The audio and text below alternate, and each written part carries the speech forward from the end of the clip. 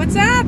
It's your girl Kia. Oh my gosh, it's 1,000 degrees here in Orlando, Florida. It's so hot, I cannot wait for winter time. I haven't done a video in a while. I'm sorry about that. I haven't been consistent with my videos because there's been so much going on. I keep saying that. And because I haven't been in the car that often because I work from home now, so it makes it a little dicey. Plus I have my son 24/7. So I wanted to do this video about Iyanla Fix My Life because those videos and also her show, I feel like is complex and it's a lot of information you can, get from it, even though sometimes it's for TV. I didn't do a video about Neffy and Solo or Shelby or Solway, whatever you pronounce his name, because that was just straight for TV. Neffy is a joke and she's just pathetic and no one should be paying her any attention. But this episode of Iyanla that was on this past Saturday was about a woman named Nikita and the fact that she had, I want to say, 6 kids from 5 different men, and really didn't have any idea what's going on with her life, and she was just having baby after baby after baby. And 4 of those kids are living with the mom and the other 2 are living with her, and the youngest I think is 4 weeks old, either 4 weeks or 4 months. Either way, the baby is completely brand new. She's made clearly poor life choices, and most of us, I know, you see a woman on there and you say, really? That many kids from that many different men? And you already start automatically judging her. But once they told her story, I think they did it within 10 minutes, you realize this girl was set up from failure from a very young age. And it's very, very sad. One, her mom had her when she was 14. So we have a situation of a baby, a little girl trying to raise a baby, which never works out. The mom dropped out of school, didn't get any help from the family, was trying to do it all on her own, but no 14-year-old girl is equipped to raise a baby. No matter what Teen Mom 2 tells you, no teenager is equipped to take care of a baby by themselves or even with the help of the parents sometimes. So that was trauma. That was a weird situation, number one. The other awful situation is that this girl has been through 2 sexual traumas. One her mother knew about and called the police on, like she should have. And the first one, the big one, the daughter had never told her about. Apparently, Nikita was in the neighborhood with friends, and one of these boys told her, for you to become a woman, you need to have sex with a boy for that to happen. She said okay. So she had sex with not 1 boy, not 2 boys, but 5 boys. She said when she went in there it was the morning, when she came out it was nighttime. And she had sex with boys ranging from 11, I want to say, till 20. And it's probably the saddest story I have ever heard.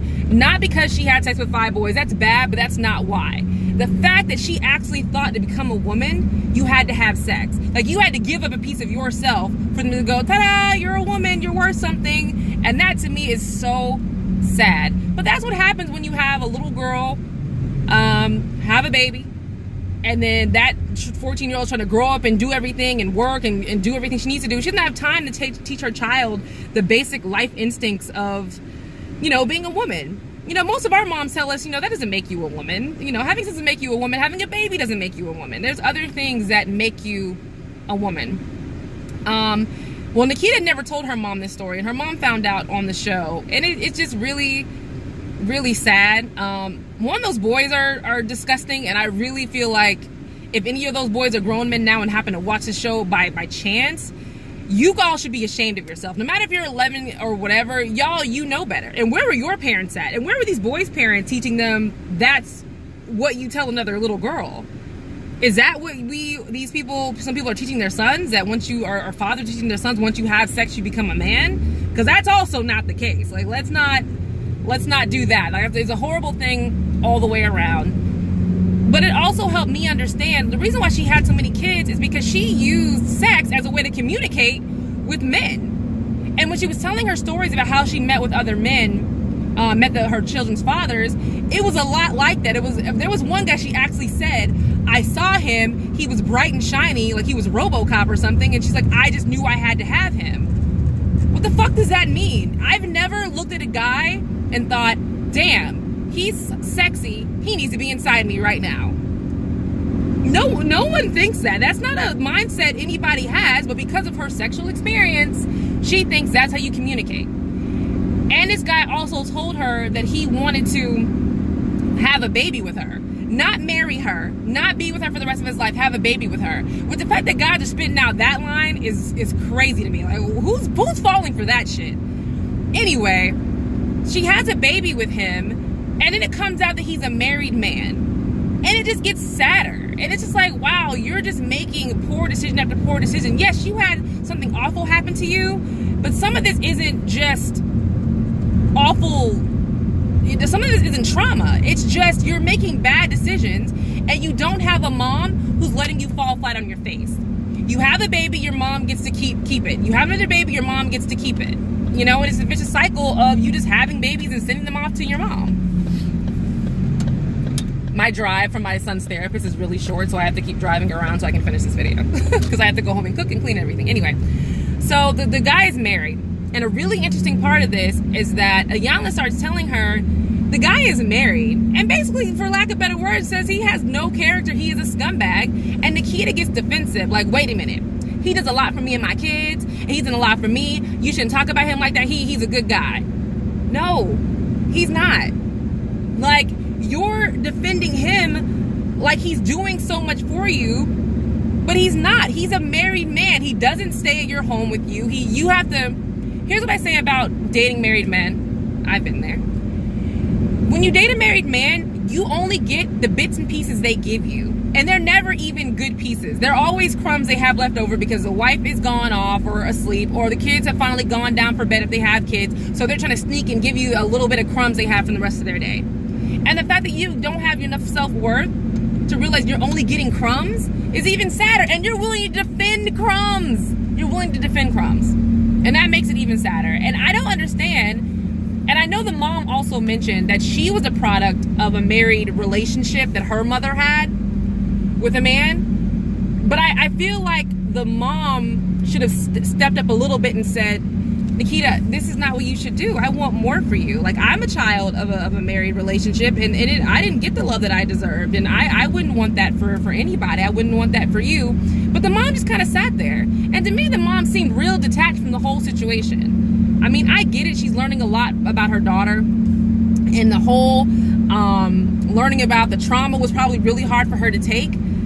But, you know, she just seemed kind of cold. And I didn't see warmth. I just saw real confusion and sadness, which I understand, but I just wish the mom, Alicia, would have just been more connected to the situation and more emotional and more loving. And Iyanla asked Alicia, Nikita's mom, a question like, why do you keep taking all these babies in? What do you think is going to happen? You keep taking the babies in, she can't fall on her face and kind of survive on her own because you keep stepping in to help her. And the mom said, because, you know, no one helped me, so I want to help her. I don't think that's the only reason. Another reason why I think the mom is doing it is because she's trying to make up for not being a good mother to Nikita.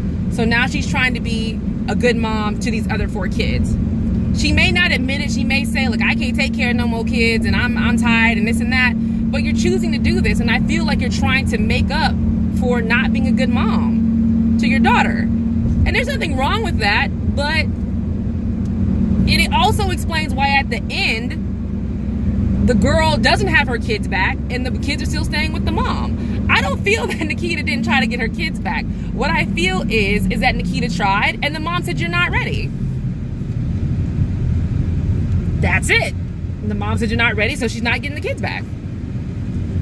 So the episode was a good episode. I feel bad for the mother and daughter, but I also feel bad about the kids.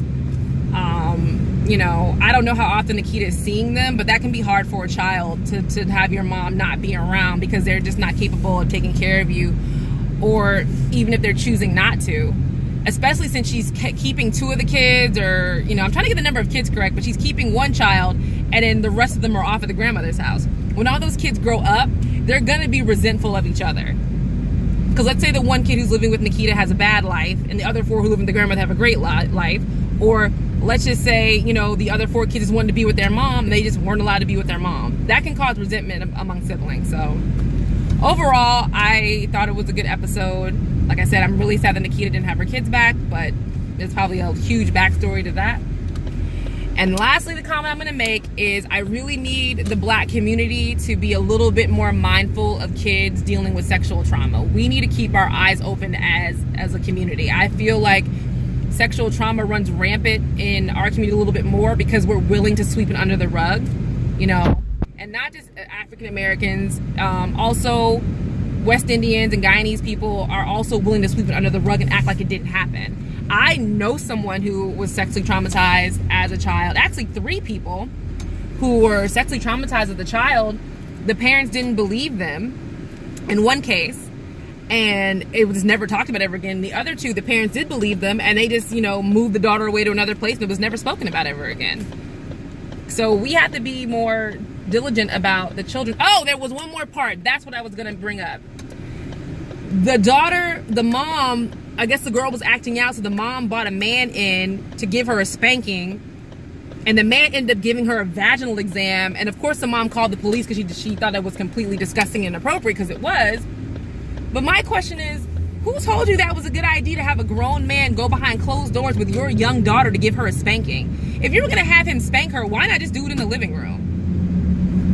I've gotten spanked by my uncles, and it happened in the living room in front of my mom, and I knew exactly what was going on, and I was mad about it because it was whatever. But for you to allow a man to go behind closed doors and spank your child, and then he has the unmitigated gall to decide to do an at-home pelvic exam, what is going on? Like, it just, like I said, Black people, brown people, we have to be more diligent about sexual assault and teaching our daughters what it is, teaching our sons what it is, and making sure that things like this just don't happen. So I will try to be more consistent with the videos, especially since Iyanla's back. So love you guys. Talk to you later.